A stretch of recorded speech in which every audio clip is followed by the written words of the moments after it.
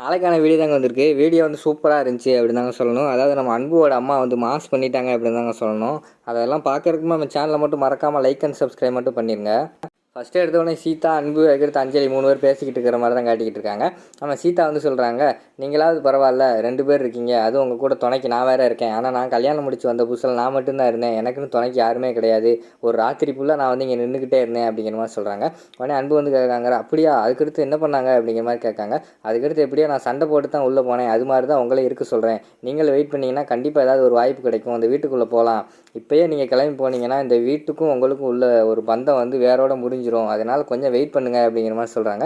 சரி வெயிட் பண்ணுவோம் அப்படின்னு சொல்லிட்டு வெயிட் பண்ணிக்கிட்டு இருக்கிற மாதிரி காட்டிக்கிட்டு இருக்காங்க. அடுத்து உள்ளே வந்து காலில் எல்லாருமே உட்காந்துருக்காங்க. மகா தவிர எல்லாமே இருக்காங்க. எல்லாருமே சொல்லிக்கிட்டு இருக்காங்க. அதாவது மீரா வந்து சொல்கிறாங்க, அதாவது சீதா வந்து என்ன தப்பு பண்ணா, சீதா தான் கல்யாணம் பண்ணலைன்னு ராம் சொல்கிறாருல, பிறகு சீதாவும் சேர்ந்து வெளியில் நிற்கணும், உள்ளே கூப்பிடுவோம் அப்படிங்கிற மாதிரி சொல்கிறாங்க. அடுத்து வந்து நம்ம இவங்க இருக்காங்கல்ல, சத்யாவும் பிரியாவும் சொல்கிறாங்க, பெரியப்பா நீங்கள் வந்து 1 மணி நேரம் நாங்கள் காலேஜை விட்டு லேட்டாக வந்தாலே நீங்கள் வந்து கால் பண்ணி என்னாச்சு ஏதாச்சுன்னு கேட்பீங்க. இப்போ பார்த்தீங்கன்னா அஞ்சலி வந்து ஒரு நாள் ஃபுல்லாக வெளியில் நின்றுக்கிட்டு இருக்கா, அவங்களுக்கு மனசாட்சியே இல்லை, உள்ளே கூப்பிடுங்க அப்படிங்கிற மாதிரி சொல்லிக்கிட்டு இருக்காங்க. எல்லாருமே அவங்கள கூப்பிடுங்கன்னு சொல்லிக்கிட்டு இருக்கிறதால டக்குன்னு வந்து மகா வந்துடுறாங்க. என்ன எல்லோரும் மீட்டிங் போட்டுக்கிட்டு இருக்கீங்க, அவங்களெல்லாம் உள்ளே கூப்பிடலான்னு சொல்லிட்டு எல்லாருமே பிளான் போட்டுக்கிட்டு இருக்கீங்களா, அவங்களாம் நல்லவங்க அப்படின்னு பேசிக்கிட்டு இருக்கீங்களா, இங்கே பாருங்கள் நான் ஒன்று மட்டும் சொல்கிறேன், அவங்க மட்டும் இந்த வீட்டுக்குள்ளே வரவே கூடாது. அப்படி அவங்க இந்த வீட்டுக்குள்ளே வரணும், நீங்கள் கூட்டு வரணும்னு நினச்சிங்கன்னா கூட்டு வாங்க. அடுத்த செகண்டே இந்த மகா வந்து வீட்டை விட்டு வெளியில் போயிடுவா. அப்படி உங்களுக்கு விருப்பம் இருந்தால் கூட்டுவாங்க. அவங்க அந்த வீட்டுக்குள்ளே காலடி எடுத்து வச்சாங்கன்னா நான் அந்த வீட்டை விட்டு வெளியில் போயிடுவேன். நான் அந்த வீட்டில் இருக்கிறவங்க யாருக்கு பிடிக்கலையோ அவங்க வந்து கூட்டு வந்துக்கோங்க, இது என்னோடய ஆர்டர் அப்படின்னு சொல்லிட்டு அந்த இடத்த விட்டு போயிடுறாங்க. எல்லாருமே என்ன பண்ணுறதுன்னு தெரியாமல் அந்த இடத்துல நின்று முழிச்சிக்கிட்டு இருக்கிற மாதிரி காட்டிக்கிட்டு இருக்காங்க. அடுத்து பார்த்தா நைட்டு ஃபுல்லாக நின்றுக்கிட்டு இருக்காங்க. நைட்டெல்லாம் முடிஞ்சு காலையில் பார்த்தா நம்ம இவங்க இருக்காங்கல்ல, அஞ்சலிக்கு வந்து மயக்கம் வர்ற மாதிரி வந்துடுது, கிறங்கி விழுகிற மாதிரி போகிறாங்க. அந்த இடத்துல வந்து அன்பு வந்து பிடிச்சிடுறாரு. என்னாச்சு அப்படிங்கிற மாதிரி சீதா கேட்குறாங்க. அண்ணி நான் இது வரைக்கும் நைட்டு தூங்காமல் இருந்ததே கிடையாது, ஒரு நாள் ஃபுல்லாக தூங்கவே இல்லை, அதுவும் இல்லாமல் நம்ம இந்த இடத்துல நின்றுக்கிட்டு இருக்கோம், எனக்கு ரொம்ப கஷ்டமாக இருக்குது அப்படிங்கிற மாதிரி வந்து சொல்லிக்கிட்டு இருக்காங்க. சரி ஒன்றும் கவலைப்படாது, இன்னும் கொஞ்சம் நேரம் பொறு அப்படிங்கிற மாதிரி வந்து சீதா சொல்கிறாங்க. உடனே அன்பு வந்து சொல்கிறாங்க, இன்னும் எவ்வளோ நேரம் சீதா நீ பொறுக்க சொல்கிற, ஆல்ரெடி வந்து ஒரு நாள் நைட்டு ஃபுல்லாக இருந்தாச்சு, இன்னும் ஒரு நாள் இருக்கணுமா, ஒரு வாரம் இருக்கணுமா, ஒரு மாதம் இருக்கணுமா, இல்லை ஒரு வருஷம் இருக்கணுமா சொல்லு, கதவை போட்டுனவங்க திறக்கவே இல்லை, அட்லீஸ்ட் யாராவது வந்து எட்டியாவது பார்த்தாங்களா, எட்டி கூட பார்க்கல அப்படிங்கிற மாதிரி வந்து அன்பு சொல்லிக்கிட்டு இருக்காங்க.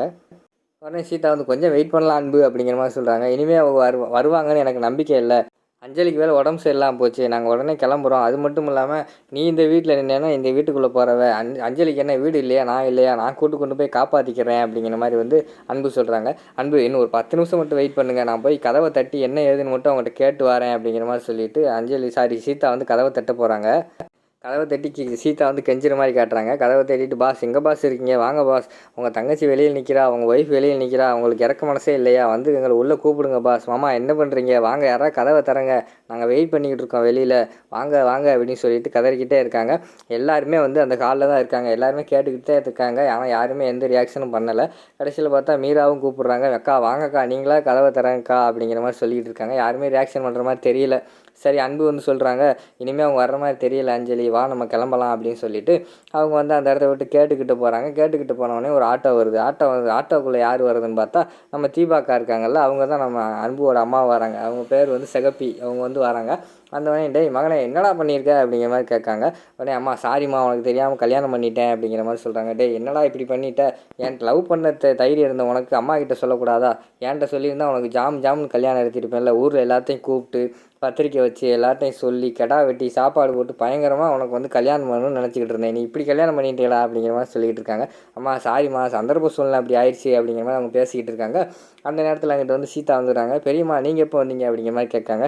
ஏய் சீதா நீ இங்கே என்ன பண்ணிக்கிட்டு இருக்க, இவ இங்கே என்னடா பண்ணுறா அப்படிங்கிற மாதிரி கேட்காங்க. உடனே சீதா வந்து சொல்கிறாங்க, இதான் அத்தை எங்கள் வீடு அப்படிங்கிற மாதிரி சொன்னோன்னே நல்லதாக போச்சு போ, இவ மூஞ்சிலே முழிக்கக்கூடாது, குடும்பத்து கூட சண்டை போட்டுருந்தோம், இப்போ பார்த்தா இவங்க வீட்டிலே வந்து நீ பொண்ணு எடுக்கிற அளவுக்கு ஆகிப்போச்சு, ஏன்டா உனக்கு வேறு வீடே இல்லையாடா, நம்ம ஊரில் அவ்வளோ வீடு இருக்குது, ஏன் இந்த பட்டணத்துலேயே எத்தனை பேர் வீடு இருக்குது, கடைசியில் போய் சீதாவை வீட்டில் போய் பார்த்துருக்கலா அப்படிங்கிற மாதிரி வந்து அந்த சிகப்பி வந்து சொல்லிக்கிட்டு இருக்கிற மாதிரி காட்டுறாங்க. அங்கிட்டிருந்து உள்ளேருந்து மகா எல்லாருமே வந்துடுறாங்க. அந்த உடனே ஏமா சீதா கல்யாணம் முடிச்சிருச்சு, சின்ன ஜெருசுக ஏதோ கல்யாணம் முடிச்சிருச்சுக்க, அந்த பிள்ளையை வீட்டுக்குள்ளே கூப்பிடாமல் இப்படி ஒரு நாள் ஃபுல்லாக வெளியில் வச்சுருக்கேம்மா, உங்கள் வீட்டில் உள்ளதுக்கு தான் ஒன்றுக்குமே அறிவு கிடையாது, மூளை கிடையாது, அவங்களாவது கூப்பிடல, நீயாவது உள்ளே கூட்டிகிட்டு போக வேண்டாமா அப்படிங்கிற மாதிரி வந்து நம்ம சீதா கிட்ட வந்து சிகப்பி சொல்கிறாங்க. சீதா வந்து அமைதியாகவே இருக்காங்க. அடுத்து வந்து சிகப்பி வந்து மகா வைய ஆரம்பிச்சிடுறாங்க. ஏமா மகா நீ தான் அந்த வீட்டில் பெரிய தலைவியா, இப்படி சின்ன பிள்ளைகளை வெளியில் வச்சுட்டு பார்த்துக்கிட்டு இருக்கேன், நீ எல்லாம் ஒரு ஆளா அப்படிங்கிற மாதிரிலாம் பேச ஆரம்பிச்சிடுறாங்க. ஏய் யாரை பார்த்து என்ன பேசிக்கிட்டு இருக்க அப்படிங்கிற மகா சொல்கிறாங்க. உன்னைய பார்த்து தான் சொல்லிக்கிட்டு இருக்கேன். சின்ன ஜெஸ்ஸு கல்யாணம் முடிச்சா சரின்னு சொல்லி ஏற்றுக்கிறியா, அதை விட்டு வெளியில் வச்சுட்டு எல்லோரும் வேடிக்கை பார்த்துக்கிட்டு இருக்கீங்க. ஒழுங்கம்மா உள்ளே கூட்டு போங்கம்மா அப்படிங்கிற மாதிரி சொல்கிறாங்க. இங்கே பாரு உள்ளே வந்தேன்னா உன்னை சுட்டு தள்ளிடுவேன் அப்படிங்கிற மாதிரி வந்து மகா சொல்கிறாங்க. என்ன சுடுவியாமே, சுடு போய் துப்பாக்கி எட்டு வா, நான் இங்கேயே இருக்கேன், ஒண்டிக்கு ஒண்டி போட்டு பார்த்துருவோமா அப்படிங்கிற மாதிரி சொல்லிட்டு இருக்காங்க. உடனே மகாவுக்கு வந்து பயங்கரமான ஷாக் ஆகிடுது. ஏன்னா அந்த பொம்பளை இப்படி பேசிக்கிட்டு இருக்கா அப்படின்னு சொல்லிட்டு, நீ போய் துப்பாக்கி எடுத்துகிட்டு வர்ற வரைக்கும் நான் என்ன மிதுக்கவத்தில் போட்டு அரைச்சி என்ன காய வச்சுக்கிட்டா இருப்பேன். இங்கே பாரு உன்னை போட்டு தள்ளிடுவேன் பார்த்துக்கோ, சங்கை நெரிச்சு நாக்கை பிடுங்கிடுவேன், கழுத்தை எரிஞ்சிடுவேன் அப்படி இப்படின்னு என்னென்னமோ திட்ட ஆரம்பிச்சிடுறாங்க. பயங்கரமான ஷாக் ஆகிடுது மகாவுக்கு. குடும்பத்தில் உள்ள எல்லாருமே ஷாக் ஆகி பார்த்துக்கிட்டே இருக்கிற மாதிரி காட்டுறாங்க. அதோட பார்த்தீங்கன்னா இந்த எபிசோடே வந்து முடிச்சிடுறாங்க.